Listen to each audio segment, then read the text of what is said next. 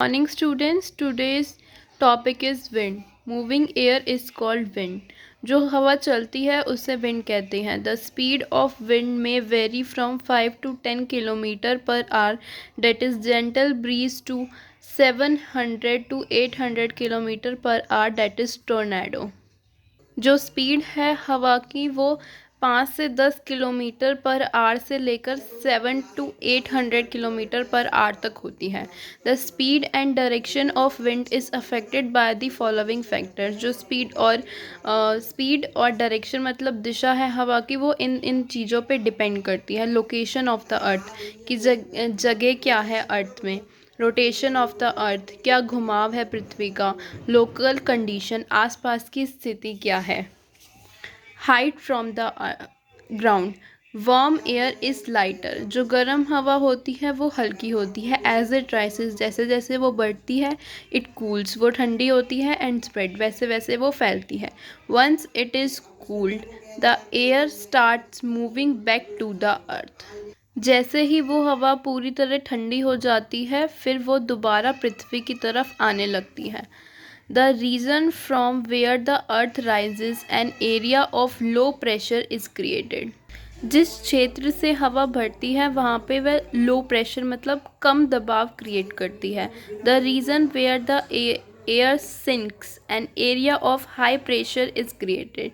जहाँ पे हवा कम होती है वहाँ पे वो ज़्यादा दबाव क्रिएट करती है एटमॉस्फेयर मतलब वातावरण में.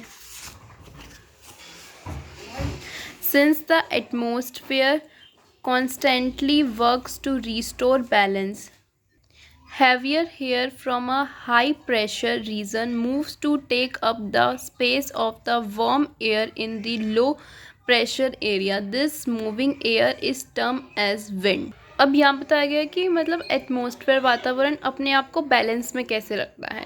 जहाँ पे हवा ज़्यादा होती है, heavy air from a high pressure मतलब जहाँ पे हवा थोड़ी भारी होती है और प्रेशर ज़्यादा होता है, दबाव ज़्यादा होता है, वो वहाँ से लोअर प्रेशर एरिया की तरफ जाने लगती है.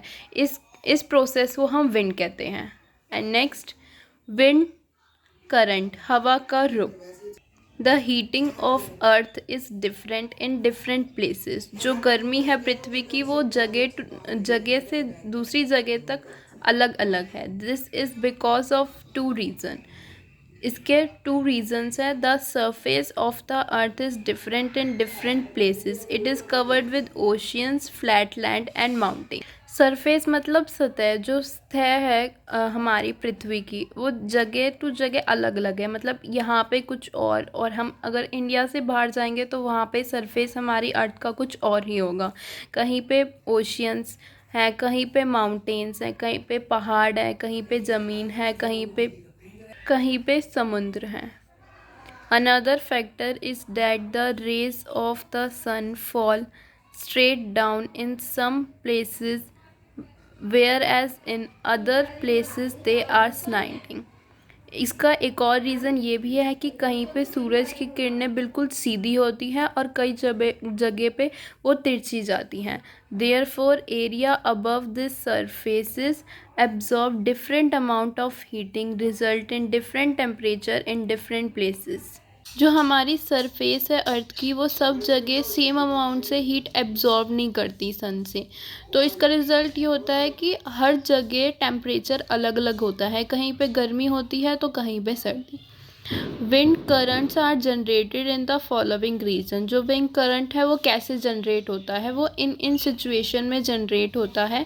First, uneven heating between the equator and the poles. मतलब जो इम्बैलेंस हीटिंग है हमारे इक्वेटर और पोल्स के बीच में. गर्मी है जो भूमि रेखा और ध्रुव के बीच में.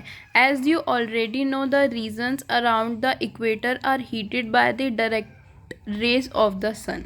जैसे कि हम जानते ही हैं जो इक्वेटर के आसपास के रीजन हैं वो वहाँ पे सन की बिल्कुल डायरेक्ट किरणें आती हैं. The air in this region get heated and rises, and the cooler air from the surroundings region moves in. These winds blow from north and south towards the equator as shown in figure. मतलब जो हवा होती है उस क्षेत्र की वो गर्म होती है और बढ़ने लगती है। और ये विंड ब्लो मतलब बहती कैसे है, नॉर्थ से साउथ की तरफ, टुवर्ड्स द इक्वेटर, जैसे कि हमें इस फिगर में दिखाया हुआ है। यहाँ से ये नीचे जा रही हैं और ये वाली यहाँ पे जा रही हैं।